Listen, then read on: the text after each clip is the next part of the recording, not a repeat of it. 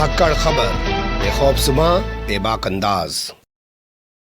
धाकड़ खबर के news room से मैं आपके साथ हूं अकरम रईस खान। 3 सीटों से भले ही भारतीय जनता पार्टी पश्चिम बंगाल के अंदर 77 सीटों वाली बड़ी पार्टी बन गई हो, या यूं कहें मुख्य विपक्षी पार्टी बन गई हो, क्योंकि कांग्रेस तो कुछ ले भी आई है अपना वजूद बचा के, और जो वाम दल हुआ करते थे उनका तो कोई वजूद बचा ही नहीं है। फिर भी भारतीय जनता पार्टी के अंदर विवाद रुकने का नाम नहीं ले रहा है, या यूं कहें कि सिर्फ अव्वल रुकने का नाम नहीं ले रहा है। शायद उसकी सबसे बड़ी वजह यह है क्योंकि आप लोग जानते हैं आरएसएस हो, बीजेपी हो, चुनाव आयोग हो, ईडी हो, इनकम टैक्स हो, तमाम विभाग चाहे पैरामिलिट्री फोर्सेज हो, सब लगा के भी मोदी सरकार, या यूं कहें अमित शाह, या यूं कहें जेपी नड्डा, या यूं कहें सब लोग जो है सत्ता हासिल नहीं कर पाए हैं बंगाल में। और अब जब हार गए हैं तो वो उनके अंदर की जो कुड़न है वो निकल निकल के बाहर आ रही है। लेकिन उस कुड़न को निकलने का जो सबसे बड़ा श्रेय जा रहा है वो जा रहा है तथागत राय पर। तथागत राय मिजोरम के, त्रिपुरा के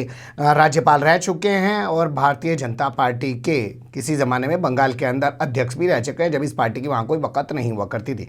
2002 से 2006 तक अपनी बेबाकी, अपनी स्पष्टवादिता के लिए जाने जाते हैं। इससे पहले उन्होंने हमला बोला था कि जो फिल्मी दुनिया से जुड़ी हुई कलाकार हैं, महिला कलाकार जो मदन मित्रा टीएमसी के नेता हैं, उनके साथ बैठ के नौकायन कर रही थी, वहाँ पे सेल्फी ले रही थी, उनको टिकट दे दिया गया था। उसको लेकर इन्होंने हमला बोला था कैलाश विजयवर्गीय और दिलीप घोष पर। लेकिन इस बार इनके हमले में 4 लोग शामिल हो गए हैं। तो कौन है वो 4 लोग? यहाँ से पहला सवाल ये पैदा होता है। और उन 4 लोगों के बारे में ये क्या कह रहे हैं और क्यों इनको ऐसा लग रहा है कि बहुत सारे लोग पार्टी छोड़ के भाग जाएंगे, और कौन से वो लोग हैं जो पार्टी छोड़ के भाग जाएंगे, और इसके अलावा क्या तस्वीर उभर रही है बंगाल में भारतीय जनता पार्टी के अंदर, कुछ चीज़ों के जरिए आपके सामने रखने की कोशिश करते हैं। चलते हैं खबर के पहले हिस्से की तरफ। तो ताज़ा मामले में बात कर लेते हैं कि तथागत राय ने किस पे हमला बोला है। तथागत राय ने प्रदेश अध्यक्ष दिलीप घोष, जिन पे पहले भी हमला बोला था, चुनाव प्रभारी यानी कि पार्टी के राष्ट्रीय महासचिव कैलाश विजयवर्गीय, जिनको मध्य प्रदेश से उठाकर इसलिए बंगाल में डाल रखा है ताकि शिवराज सिंह चौहान से जो उनका 36 का आंकड़ा है वो जब वहाँ ना रहे तो बना ना रहे। जिस तरीके से सुमित्रा महाजन से उनका 36 का आंकड़ा है, जब वो मध्य प्रदेश में नहीं रहेंगे तो वो उनसे रहेगा भी नहीं। मतलब एक राड़ को ख़त्म करने के लिए उनको वहाँ पे डाल रखा है। उन पर सवाल उठाए थे, लेकिन अब उन्होंने इसमें तीसरे शख्स का नाम भी जोड़ दिया है। शहर चुनाव प्रभारी नाम है अरविंद मेनन। कोई अरविंद मोहन बता रहा है, कोई अरविंद मेनन बता रहा है। इसके अलावा संगठन मंत्री का भी जिक्र किया है उन्होंने, शिव प्रकाश। कहा है कि ये चारों पार्टी ही नहीं बल्कि प्रधानमंत्री और केंद्रीय गृह मंत्री अमित शाह की छवि खराब करने के भी दोषी हैं। जी हाँ, सीधा वो इनको दोषी करार दे रहे हैं कि सिर्फ पार्टी की छवि इन लोगों ने नहीं खराब करी, इन लोगों ने देश के प्रधानमंत्री नरेंद्र मोदी, अमित शाह गृह मंत्री, दोनों की छवि खराब की है। क्योंकि इन चारों ने टीएमसी से आए दागी नेताओं को टिकट दिलवाए हैं, और अब पार्टी कार्यकर्ताओं के गुस्से का सामना करने के डर रहे हैं और अपने कमरों में, अपने घरों में छुपकर बैठ गए हैं। ये इन्होंने कहा है। ये चारों भाड़े पर लाए गए उदासीन सैनिकों की तरह है। देखिए कितनी बड़ी टिप्पणी कर रहे हैं। भाड़े पर लाए गए उदासीन सैनिक, जिन्हें ला के खड़ा कर दिया पैसा देके मोर्चे पे, लेकिन वो थके आ रहे हैं, उदासीन है, लड़ नहीं सकते हैं, और इनमें कोई राजनीतिक समझ नहीं है। ये भी इन्होंने बड़ा हमला इनकी काबिलियत को लेकर बोला है। केंद्रीय नेतृत्व को इसलिए दोष नहीं दिया जा सकता है क्योंकि उस पर पूरे देश की जिम्मेदारी, यानी कि प्रधानमंत्री नरेंद्र मोदी को कुछ नहीं कह सकते, भाई पूरे देश की जिम्मेदारी है। गृह मंत्री को भी कुछ नहीं कह सकते, जेपी नड्डा को भी कुछ नहीं कह सकते, भाई पूरे देश संभालना, सब जगह नेटवर्क फैलाना, अपनी पार्टी का जो संगठन है उसको आगे पहुंचाना है, उन पर बड़ी जिम्मेदारी है।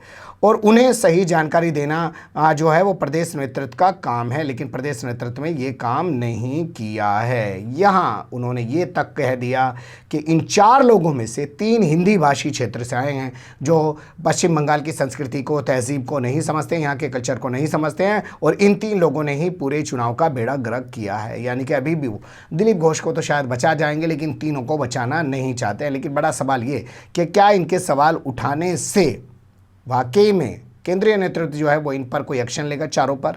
अगले पहलू में समझ लेते हैं। बंगाल में हुई हार के बाद पार्टी के बड़े नेताओं पर जिस तरीके से तथागत रॉय एक के बाद एक ट्वीट करके हमले बोल रहे हैं, उसके चलते खबर आ रही है कि उनको दिल्ली तलब कर लिया गया है। उन्होंने ही ट्वीट करके इसकी जानकारी दी है। मीडिया में कुछ इस तरीके की चर्चाएं चल रही हैं, तो हो सकता है उनसे पूछा जाए कि भैया ऐसा क्यों कर रहे हो, तो वो वहाँ बताएं। और हो सकता है उनकी बात सुनने के बाद जो है पार्टी कोई एक्शन ले इन बड़े नेताओं पर। लेकिन यहाँ ये जान लेते हैं कि वो जिसे कह रहे हैं कि टीएमसी से जो दागी नेता आए थे वो पार्टी छोड़ के भाग सकते हैं। और इसके अलावा पार्टी के जो कर्तव्यनिष्ठ नेता हैं जो पार्टी के साथ जुड़े हुए हैं वो अपमान होने की वजह से पार्टी छोड़कर भाग सकते हैं। बता दें टीएमसी के 34 विधायकों को भारतीय जनता पार्टी ने अपनी पार्टी में शामिल करा दिया था। 13 को चुनाव लड़ाया गया, जिनमें से महज 5 जीत पाए हैं। उन 5 की भी संभावना ये बताई जा रही है कि वो पार्टी छोड़ के वापस जा सकते हैं, या वो लोग भी जिन्होंने चुनाव नहीं लड़ाया वो फिर से वापस जा सकते हैं। तो उनको कचरा बताया है तथागत रॉय ने। साथ ही कहा है कि पार्टी के जो कर्तव्यनिष्ठ कार्यकर्ता हैं जो 1980 के दशक से पार्टी के साथ जुड़े हुए थे, जिनको साइड करके जो है तमाम लोगों को आगे बढ़ाने की कोशिश की है, वो भी नाराज़ हैं, वो भी पार्टी छोड़ के जा सकते हैं। अगर पार्टी में कोई बदलाव नहीं हुआ तो क्या पार्टी में वाकई में बदलाव होगा या नहीं होगा? दिल्ली में जो मीटिंग चल रही है उसके क्या नतीजे निकलेंगे, या कुछ नतीजे नहीं निकलेंगे, तथागत राय की जबान को ही बंद करा दिया जाएगा? अगले पहलू की तरफ चलते हैं। मुकुल रॉय को लेकर भी चर्चाओं का बाजार गर्म है। आप लोग जानते हैं कि मुकुल रॉय वो नेता जो 2019 के लोकसभा चुनाव से पहले भारतीय जनता पार्टी में चले गए और 2019 में सांसद बन गए।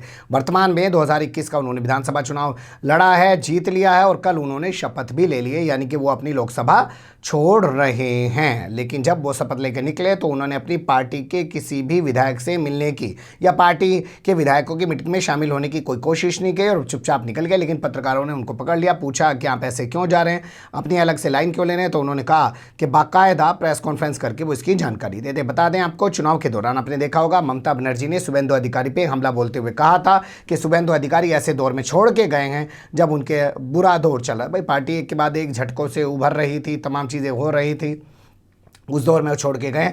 मुकुल रॉय जो है उनके मुकाबले अच्छे हैं, मुकुल रॉय की तारीफ़ की थी। तो क्या मुकुल रॉय की तारीफ़ करना मुकुल रॉय को भाग गया है और फिर से वो दीदी की शरण में जा रहे हैं? और क्या मुकुल रॉय को लग रहा है कि वहाँ शुभेंदु अधिकारी नहीं है, उनके लिए जगह ज़्यादा अच्छी वहाँ बन चुकी है? हालांकि इस मामले में मुकुल रॉय ने स्पष्ट कर दिया है कि वो भारतीय जनता पार्टी के कर्मठ कार्यकर्ता हैं और भारतीय जनता पार्टी में बने रहेंगे। लेकिन यही चीज़ें नहीं रुकती हैं। 2 लोग जिन्होंने शपथ नहीं ली है, जो सांसद थे और विधायक बन गए, उन्होंने शपथ ही नहीं ली, क्योंकि अगर वो शपथ ले लेते तो उनकी भी संसदीय सदस्यता चली जाती। तो वो सांसद बने रहना चाहते हैं, तो इससे क्या होगा कि वो विधायक नहीं बनना चाहते। तो 2 सीटों पर वो जो जीत के आए वो 2 सीट खाली हो जाएंगी, 2 सीट खाली हो जाएंगी, उन 2 सीटों पर चुनाव होगा। बता दें आपको, पहले से ही बंगाल के अंदर 3 ऐसी सीटें हैं जिन पर चुनाव होना बाकी है। एक है काजल सिन्हा की, जो उनकी मौत की वजह से खाली हो गई, क्योंकि उनकी मौत के बाद ही चुनावी नतीजा सामने आया था, इसलिए उनका नतीजा ज़रूर सामने आना था। नतीजा ये था कि वो जीत गए। 2 सीटें और हैं जिन पर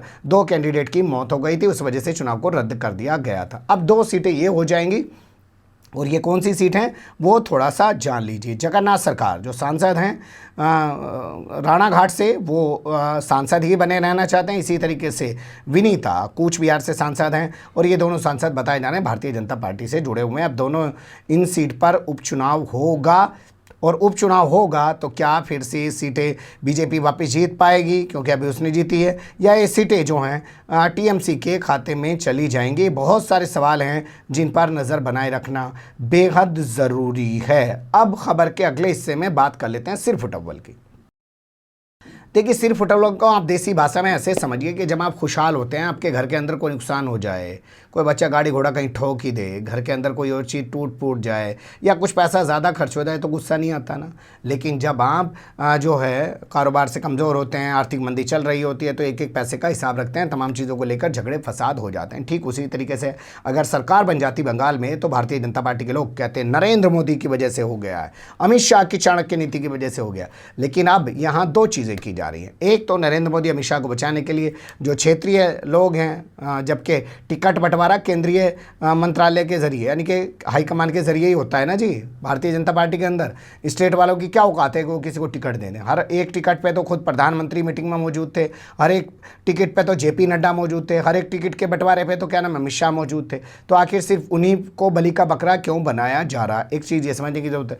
दूसरा समझने की जरूरत है कि जो सिरफटवल शुरू हुआ है, क्या वाकई में भाजपा इसको रोक पाएगी या वाकई में भाजपा के अंदर बड़े तौर पर टूट सामने आएगी और फिर उस टूट को लेकर ममता बनर्जी पर हमला बोला जाएगा कि ममता बनर्जी ने ताकत के बल पर हमारी पार्टी में तोड़ फोड़ कर दी है। और शायद इन्हीं तमाम आशंकाओं के चलते भारतीय जनता पार्टी भी अब सब कुछ ऐसा करना चाहती है कि ममता बनर्जी को बंगाल में घेरे रखे और ममता बनर्जी कभी भी नेशनल पॉलिटिक्स में ना आ सकें, क्योंकि उन्होंने कहा है कि 2024 में तमाम विपक्ष को मिलकर एक संयुक्त मोर्चा बनाना चाहिए और उसके ज़रिए मोदी सरकार को टक्कर देनी चाहिए। तो क्या वो खुद विपक्ष के मोर्चे के एक नेता बनने का ख्वाब देखती हैं? क्या सोनिया गांधी इसके लिए तैयार हो पाएंगी? क्योंकि जिस तरीके से कांग्रेस ने अपने आप को सरेंडर किया बंगाल में, वो लगता है कि भाजपा को हराने के लिए और अपनी कुर्बानी दी है ममता को जिताने के लिए। तो क्या वो नेशनल लेवल पे भी ये बड़ी कुर्बानी देने को तैयार हैं? जो अभी तक दिख रहा था कि कांग्रेस लीड करना चाहती है यूपीए को, वो कांग्रेस अब लीड नहीं करेगी, ममता बनर्जी लीड करेगी। बहुत सारे सवाल हैं, लेकिन कुल मिला के ये है कि भाजपा में जो चल रहा है वो अभी भी पूरी तरीके से मीडिया में नहीं आ रहा है। बने रहिएगा धाकड़ खबर के साथ। फिलहाल कमेंट्स के रूप में आप लोग अपनी राय दे सकते हैं, खबर को लाइक कर सकते हैं, चैनल को सब्सक्राइब कर सकते हैं और ज़्यादा से ज़्यादा हमारी खबरों को शेयर कर सकते हैं। फिर ऐसे ही किसी सुलगते हुए या उलझते मुद्दे लेकर मैं आपके सामने हूँगा हाजिर। फिलहाल अभी मुझे दें इजाज़त।